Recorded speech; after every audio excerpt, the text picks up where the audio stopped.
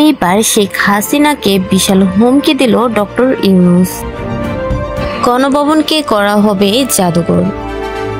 শুনছিলেন সংবাদ শিরোনাম, এখন বিস্তারিত।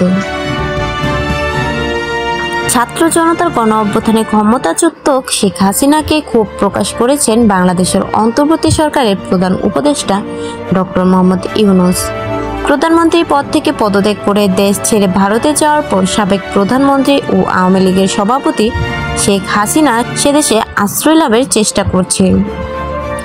ভারতের সংবাদ মাধ্যম পিটিআইকে দেয়া এক সাক্ষাৎকারে শেখ হাসিনার বিষয়ে ক্ষোভ প্রকাশ করেন ডক্টর ইউনূস। বৃহস্পতিবার পিটিআই নিউজের ওয়েবসাইটে সাক্ষাৎকারটি প্রকাশ করা হয়। শান্তিতে নোবেলজয়ী অর্থনীতিবিদ অধ্যাপক মোহাম্মদ ইউনূস সাক্ষাৎকারে বলেন, বাংলাদেশ ফেরত না যাওয়া পর্যন্ত ভারতে অবস্থানকালে সাবেক ওই প্রধানমন্ত্রীর চুপ থাকা উচিত। শেখ হাসিনা বিভিন্ন রাজনৈতিক বিবৃতি দেওয়ার পরিপ্রেক্ষিতে অধ্যাপক ডক্টর ইউনূস এই মন্তব্য করেন। এইসব বিবৃতিকে অবন্ধুসুলভ বলে আখ্যায়িত করেন তিনি। ডক্টর ইউনূস বলেন, ভারতে শেখ হাসিনার অবস্থানে কেউ স্বস্তিতে নেই, কেননা বিচারের কাঠগড়ায় দাঁড় করাতে আমরা তাকে দেশে ফেরত আনতে চাই। তিনি ভারতে থাকছেন এবং একই সময় কথা বলছেন, যা সমস্যা তৈরি করছে। তিনি যদি চুপ থাকতেন তাহলে আমরা ভুলে যেতাম, লোকজনও ভুলে যেতেন, কারণ তিনি নিজের জগতে থাকতেন।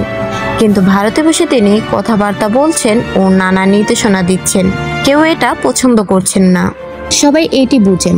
আমরা ধীরতার সঙ্গে বলছি, তার চুপ থাকা উচিত। এটি আমাদের প্রতি অবন্ধুসুলভ আচরণ। তাকে সেখানে আশ্রয় দেওয়া হয়েছে এবং তিনি সেখান থেকে প্রচার চালাচ্ছেন। বিষয়টি এমন নয় যে সেখানে একটি স্বাভাবিক পরিস্থিতিতে গেছেন তিনি। গণ অভ্যুত্থান ও জনরোষের মুখে তিনি পালিয়েছেন বলেন মোহাম্মদ ইউনূস। গত 13ই আগস্ট হাসিনার এক বিবৃতি প্রসঙ্গে ডক্টর ইউনূস এসব কথা বলেন।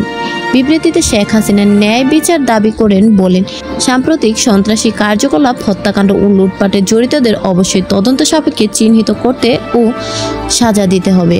ডক্টর ইউনূস বলেন, শেখ হাসিনা ছাড়া সবাইকে ইসলামপন্থী বলে আখ্যা দেওয়ার বয়ান থেকে ভারতের সরে আসা দরকার।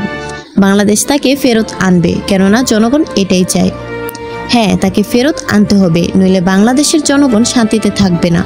এ ধরনের নিষ্ঠুরতা তিনি দেখিয়েছেন, তাতে এখানে প্রত্যেকের সামনে তার বিচার হওয়া দরকার, বলেন অন্তর্বর্তী সরকারের প্রধান উপদেষ্টা ডক্টর ইউনূস। ভবিষ্যতে ভারত বাংলাদেশ সম্পর্ক নিয়ে কথা বলতে গিয়ে ডক্টর ইউনূস ভারতের সঙ্গে সুসম্পর্কের প্রত্যাশা ব্যক্ত করেন। সেই সঙ্গে তিনি বলেন, শুধু শেখ হাসিনার নেতৃত্বে বাংলাদেশের স্থিতিশীলতা নিশ্চিত করে নয়াদিল্লিকে এমন বয়ান অবশ্যই বাদ দিতে হবে।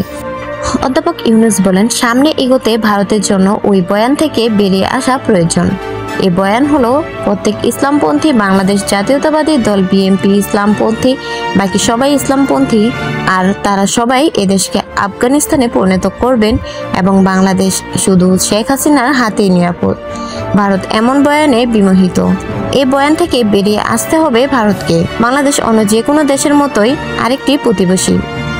বাংলাদেশের সম্প্রতি সংখ্যালঘু হিন্দু সম্প্রদায়ের উপর হামলা অভিযোগ এবং ঘটনায় ভারতের উদ্বেগ প্রকাশ সম্পর্কে ডক্টর ইউনূস বলেন, এটি শুধু একটি অজুহাত। এ বিষয়ে তিনি বলেন, সংখ্যালঘু সম্প্রদায়ের অবস্থাকে এভাবে ফুলিয়ে ফাঁপিয়ে তুলে ধরার চেষ্টা বিষয়টি একটা অজুহাত।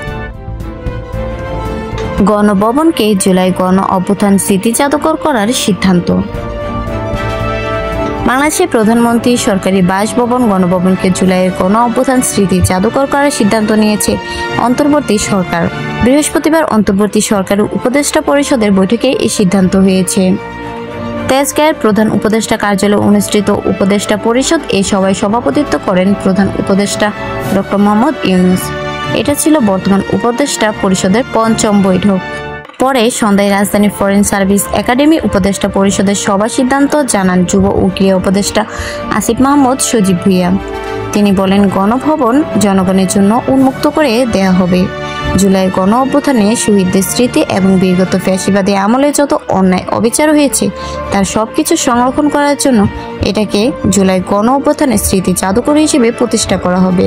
দ্রুতই এ বিষয়ে কার্যক্রম শুরু হবে জানিয়ে উপদেষ্টা আসিফ মাহমুদ বলেন, গণভবন যে অবস্থায় আছে জনগণ যেভাবে রেখেছে সে অবস্থায় রাখা হবে।